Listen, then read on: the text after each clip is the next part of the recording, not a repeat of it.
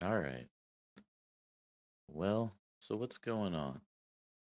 Welcome to the trials and tribulations of figuring out how to record videos for YouTube that look good. I'm your host, Bobby. What do we have going on here? So I've got a newer AMD card. It's a 7900 XT. And I'm also rocking one of the newer AMD Ryzen processors. It's the 7600X, so it's the 6 core 12 thread. Uh, so, what am I doing here? Well, this new card comes enabled for a new encoder called AV1. Can be done through hardware on the card. The benefit of doing that normally would be that the card's hardware is handling the encoding, which means like your CPU is free to work on other things. For certain situations, that's pretty optimal. Obviously, like people that are streaming things like video games, if your CPU can just excuse me, if your CPU can just focus on the game and not have to spin a lot of cycles encoding, which is something that oftentimes is uh, not going to be a light task as far as the CPU is concerned. It's going to like using up as many of the threads of execution that the processor will offer up to it.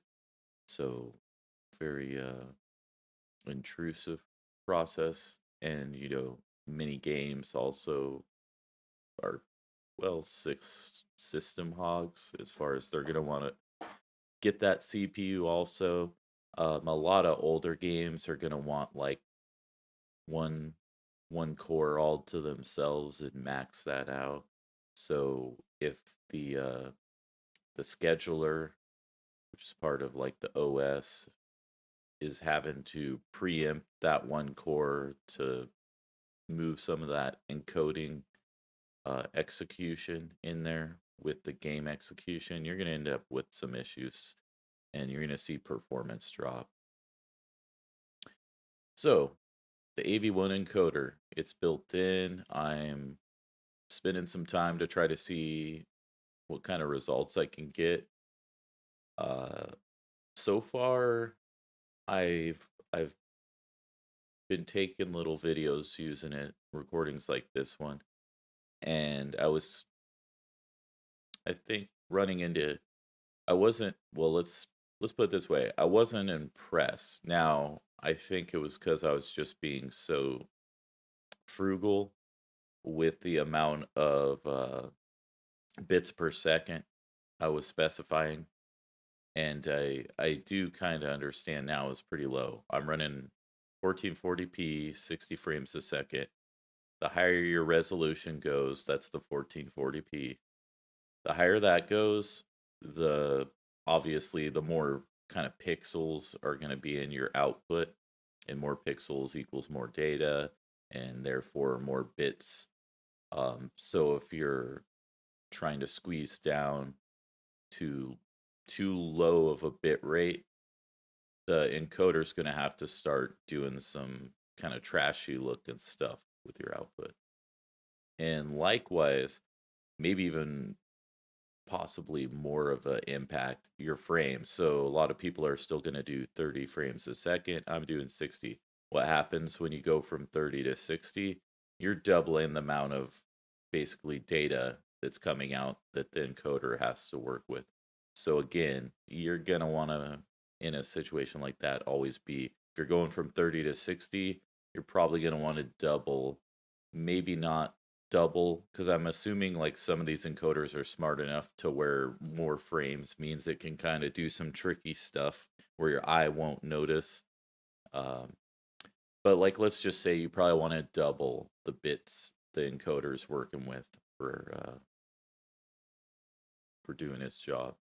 So yeah, I started out doing really low values. I think it was 4,000, and that's where it was just set by default in OBS. That's probably a good default setting, or like an okay default setting for 1080p video at 30 frames a second. Not giving me very good results for my setup. And I could be off here, could be off by probably not an order of magnitude, by half or a quarter or something. But um, yeah, I think for me, if that was the default for 30 1080p, then that 4,000 should be multiplied by 4. And so we're like probably supposed to be around 16,000 kilobit per second. So was that 16 megabit per second? I did a little bit of research. Actually, a video by Epos Fox, who's a very well known and just a cool YouTuber. Like when I found his stuff, when I started getting into how can I make uh, my video and sound recording, how can I take that to the next level? He helped a lot. His videos are very informative. He kind of talks through a lot of the different angles involved on doing a good job with different types of recording, streaming, YouTube recording, like I guess vlogging. Lots of good mic info. And I ended up uh, going back and finding a video he had for like AMD, specifically, kind of more geared around how AMD now for streamers is so much better than NVIDIA, at least as far as the software that they offer out of the box. So I think NVIDIA Shadow Play versus AMD Relive or Relive. I don't know how AMD wants you to say it. I think Relive makes more sense if you're using it for streaming. Both of those are maybe a little more streaming oriented software packages. And they're kind of just built into the software that it installs when you're getting your drivers, everything installed. So the cool thing about that video is by like kind of watching through it, he did spend some time. He kind of just said use AV1 if you're doing recording, but he also got into the particulars of how much like bits you should use. And lo and behold, he kind of mentions 4K, 1440p, 1080p, and I think he's just like use 60 frames a second. And he says for 1440p 15 megabit per second. So that's like 15,000 kilobit per second. So, that clued me in that the 4,000 was definitely way off, and there's a reason my encoded videos that I was playing around with this last week um, were not up to the quality I was looking for. Particularly, I mean, a lot of like, I don't know why this one thing would happen, but like my face would just like turn into a pixelated mess. And I was like, is it the encoder? Is it maybe my webcam somehow, or some issues between it and OBS? Maybe it's a driver issue. So let's go update if we can the webcam.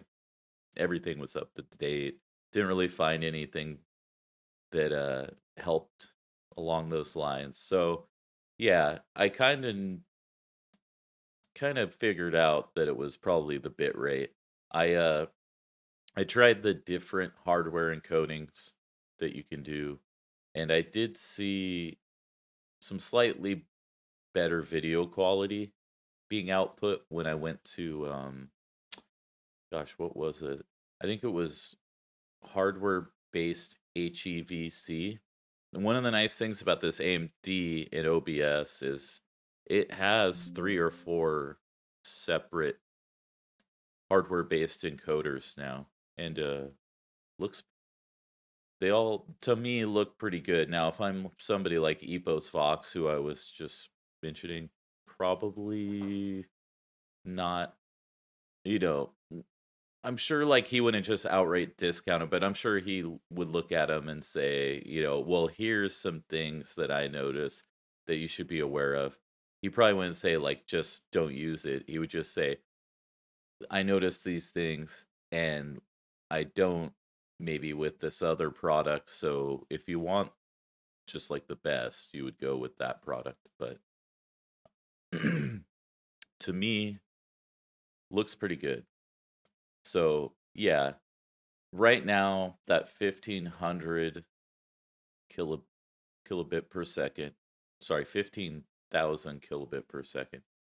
It's it's producing pretty good results, and I'm not seeing any of the issues with the face pixelation. I'm not really seeing any pixelation issues. Period.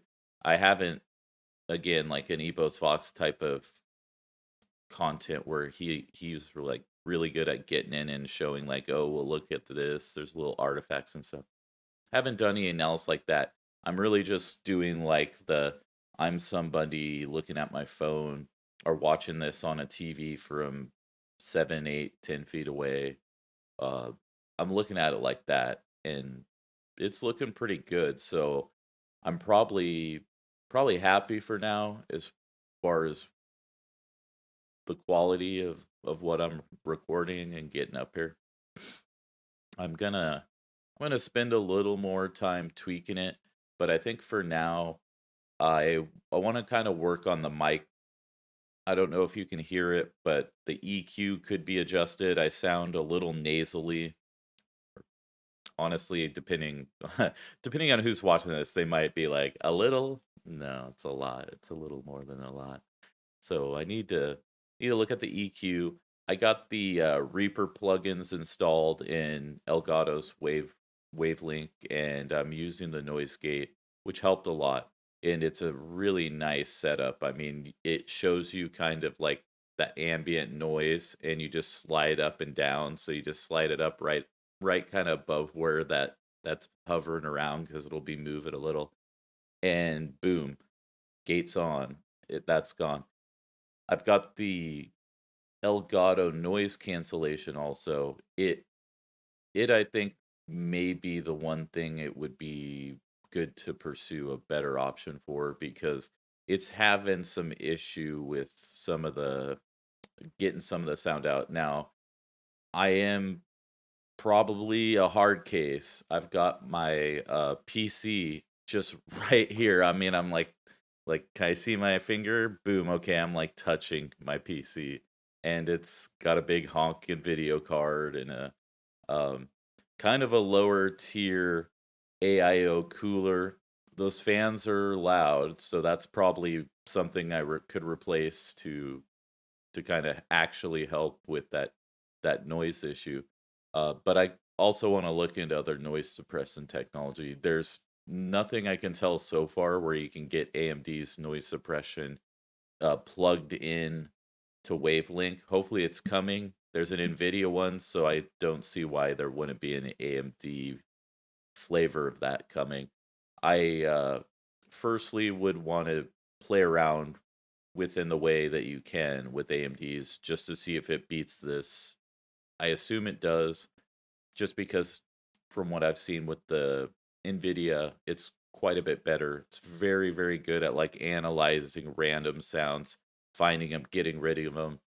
Uh, versus, as I understand it, Elgato's is much of an older, just kind of canned noise suppressor. So, it can't like analyze your actual data and find that information, put it towards what it should sound like as a model of just your natural voice, and then create on the fly stuff that's just cleaning everything up. I mean, it's pretty amazing technology.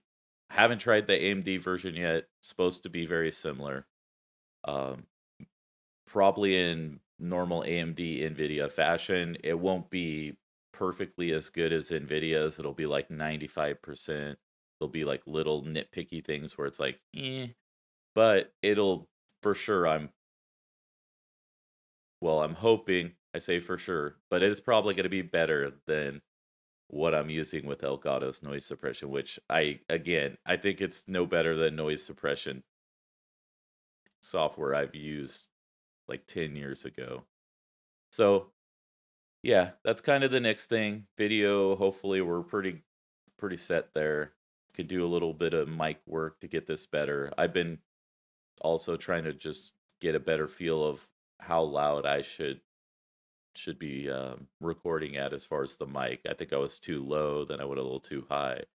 That also will help with noise pickup if I can bring it down a little. Yeah. So those will be kind of the main things. And then once I kind of get those ironed out, I think I can spend a little more time kind of with some of the visuals in my studio and kind of putting together scenes. I still have a lot to learn about OBS and how to properly like set up scenes, transition scenes.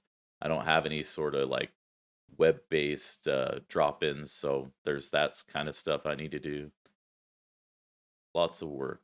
This whole like getting streams up and running. I found lots of videos. They give you little insights here and there, but boy, it'd be nice if somebody just had like the definitive guide for 2023 of how to like get in here, build out your studio for recording and streaming across like multiple formats. I mean, it could be like that could be like a 12 video series of, 30-minute videos just to help everybody like myself get up and running. But yeah, anyway, if you made it through this video, I'm glad you have the patience to bear with me.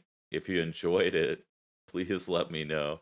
If there's anything you would like to see or any suggestions on how I can improve this. It's pretty raw. I get it. So, you know, you can probably easily give me a little hint here or there and then what I could do better. But yeah, that's it for now. Thanks for hanging. Peace.